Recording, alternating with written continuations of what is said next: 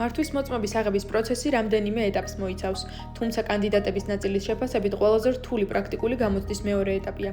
ქალაქის გამოცდას მოქალაქეების ნაწილი არ აწოდნის შეფასებად, არამედ დამატებით სტრესად და გაუმართავ სისტემად აღიქვამს. მონაწილეები საუბრობენ რთულ პირობებზე, გაურკვეველ შეფასების კრიტერიუმებსა და მოლოდინის ხანგრძლივ პროცესზე. ნაწილი ფიქრობს, რომ გამოცდა რეალურ გამოწვევებს სრულად ვერ პასუხობს. ნაწილი კი ამბობს, რომ პრობლემა არა თავად იდეაში, არამედ მის აღსრულებაშია. პროცესთან დაკავშირებულ მთავარ სირთულეებად მოქალაქეები ყველაზე ხშირად მაღალ საფასურსა და გამოცდაზე გასვლის ხანგრძლივ მოლოდინს ასახელებენ. საქართველოში, როდესაც ახალგაზრდობას ხელფასი გვაქვს 1000 ლარამდე, არ ვთვლი, რომ 90 ლარიანი ან თუნდაც არაგეგმიური 250 ლარიანი ჯავშნები არის შესაბამისი ჩვენს ხელფასებთან დაკავშირებით.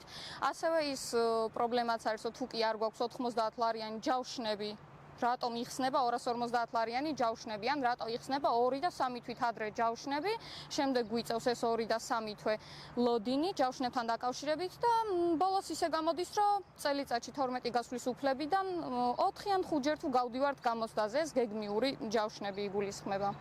რეგისტრაციის ფასები. ეგ მართლა გააიაფეთ, იმიტომ რომ სტუდენტი ვარ და საკმაოდ რთული არის ჩემთვის მაგ-თანხებთან ვარ მიჭირს ხოლოდები. თანხაც შესამცირებელია კი 250 ლარი დღესდღეობით ძალიან დიდი თანხაა. იმას თუ ჩავთვლით, რომ ზოგს ხელფასი 1000 ლარი აქვს და ზოგს კიდე 600 ლარი და 250 ლარი არის კატასტროფა. მინიმუმ უნდა იყოს 90 ლარიანები და უნდა განახევრდეს მინიმუმ რა და თუ 250-იანის ჯავშანი არის, ესე იგი 90-იანის ჯავშანიც არის და ერთი წლის განმავლობაში 4-5 ჯერ გადის ხალხი, ეგრე არ უნდა იყოს და მინიმუმ 12 ჯერ უნდა შეგვეძლოს გასვლა. იზრდება იმ მოქალაქეების რაოდენობა, რომლებიც ქალაქის გამოცდის ჩაბარებას ვერ ახერხებენ. მათი თქმით, პრობლემას ცუდად დახაზული გზები, გაუმართავი მონიშნები, მაღალი საფასური და ჯავშნის სისტემა წარმოადგენს. თავისუფალი ადგილების არარსებობის გამო კანდიდატებს ხშირად რამდენიმე კვირა, ზოგჯერ კი 2 თვემდე ლოდინი უწევთ. სანამ მინიმუმ ქალაქს მოაწესრიგებენ, რაც ისედაც მოსაწესრიგებელია ეს წარმოსახვითი ხაზი გაავლე და რაღაცეები, ხალხს არ უნდა თხოვდნენ იმას. თუნდაც ავტომაგისტრალზე რომ არ შეიძლება მოსწავლის გაყვანა და თვითონ ვერ უგარღვევინებენ ამ წესებს. თვითონვე თავისივე შედგენილ წესებს თვითონ გვარღვევინებენ და ჯერ უნდა მოაწესრიგონ და შემდეგ უკვე უნდა გაუშვან ეს სასწავლო მანქანები უკვე ავტომაგისტრალზე და სანამ მინიმუმ მოაწესრიგებენ, მანამდე უნდა იყოს მოედნით ჩაბარება და უნდა გასცენ მანამდე ეს მართვის მოწმობები იმ ხალხზე, სანამ მოაწესრიგდება ეს საქალაქთაშორისო გზები. არ არის საჭირო 5 მარშრუტი და 10 მარშრუტები რო იყოს. უნდა იყოს ერთი და წესივრად მოწესრიგებული ეგეც. კიდევ ის პრობლემა არის, რომ არ უნდა გვიწევდეს თბილისიდან ზუგდიდში წასვლა, საჩხერეში, გორში და ასე შემდეგ. მე ვთვლი, რომ უნდა დაამატონ ყველა ქალაქში მინიმუმ ერთ საგამოცდო ცენტრი იყოს და გვიწევდეს, დაემატება მეტი საგამოცდო მარშრუტები და იქნება მეტი ჯავშნები, აღარ მოგვიწევს წასვლა, აღარ მოგვიწევს ამდენად ბრძოლა იმასთან, რომ დავჯავშნოთ, მოვასწროთ და გქონდეს უსამართლობის განცდა, რომ წელიწადში 12 გასვლიდან 4 ჯერ ან 5 ჯერ ძლივს ვახერხებთ ჯავშნას და გასვლას. სპეციალისტები ხაზს უსვამენ, რომ მართვის მოწმობის აღების პროცესი ერთდროულად უნდა იყოს როგორც სამართლიანი, ისე რეალურად ორიენტირებული უსაფრთხო მართვის უნარების შეფასებაზე. მართვის მოწმობის გამოცდაზე რეალურად ინსტრუქტორმა, რომელიც შემდგენლობა ავტომობილში, თუნდაც იმ კომპიუტერმა სენსორებმა, რომელიც ესესირვისოურად არ უნდა იყოს ჩართული, როგორც ახლა არის ჩართული, არამედ რაღაც მხოლოდ ის მექანიკური ნაწილები უნდა დააფიქსიროს, რომელსაც ფიზიკურად უბრალოდ ვერ დააფიქსირებდა ინსტრუქტორი, მხოლოდ და მხოლოდ. ხო, ინსტრუქტორმა უნდა მიიღოს გადაწყვეტილება, რამდენად კარგად მართავს, შენ რამდენად მზად ხარ იმისთვის, რომ ავტომობილი მართო და იყო უსაფრთხო. ეს არის რაც უნდა გადაწყვეტოს ინსტრუქტორმა, როგორც ხდება ყველგან ცივილიზებულ სამყაროში და მიიღო მართვის მოწმობა. მაგრამ რა ხდება დღეს?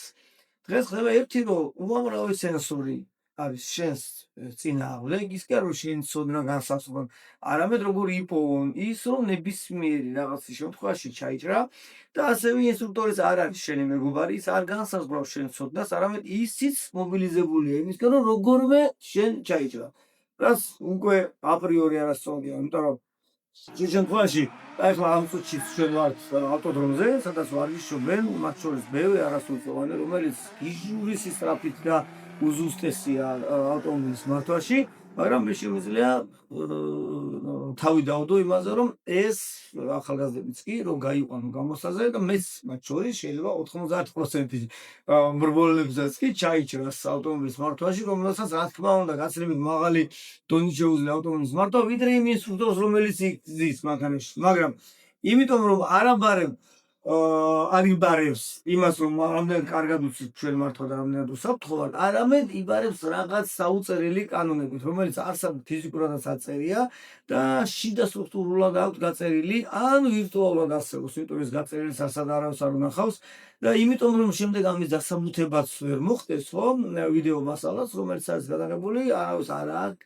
წვდომა, რომ ეს გამოაქვეყნოს სადმე. ანუ თუ ვინიცობა და გამოსწრაზე რაღაცა ისე არ მოხდა, შენ შეიძლება გაასაჩიო რომ მიხვიდე მე გაჩვენებენ იმას, რაც ისედაც ნახე, შენ იქ იყავი, რა მნიშვნელობა აქვს, რომ სპეციალისტი ვერ აჩვენებდა და ვერ გამოიყენებდა და არგუმენტი არ გექნება, ანუ რომ ედაო მინიმუმ ხო ვიღაც სპეციალისტს ანახო, მაგალითად მე პირადად ხო როგორც სპეციალისტი არც ერთი ჩანაწერი არ მინახავს, ანუ ძალიან ბევრჯერ მოვიდუმე უცნობა მქონოდა, მაგრამ ვერც ერთხელ რა თქმა უნდა ცნობა ვერ მქონდა, რომ მენახა რამდენად მართალი იყო თუ არ იყო ამ შემთხვევაში ის პრეტენდენტი, რომელიც აბარებდა. გაზრდილი მოთხოვნები, რთული მარშრუტები და ხანგრძლივი მოლოდინი. მართვის მოწმობის მიღება მოქალაქეების ნაწილისთვის დღემდე რთულ და სტრესულ პროცესად რჩება. ნაწილი მიიჩნევს, რომ ქალაქის გამოცდა უსაფრთხო მართვის უნარების შესაფასებლად აუცილებელია. ნაწილი კი ფიქრობს, რომ არსებული სისტემა ზედმეტად მკაცრი და გაუმართავია. შეიძლება თუ არა მიდგომები და გახდება თუ არა პროცესი კანდიდატებისთვის უფრო მოქნილი და ხელმისაწვდომი, ეს მომავალში გამოჩნდება. მანამდე კი ათასობით მოქალაქე მართვის მოწმობის მისაღებად გამოცდების გავლას კვლავ აგრძელებს.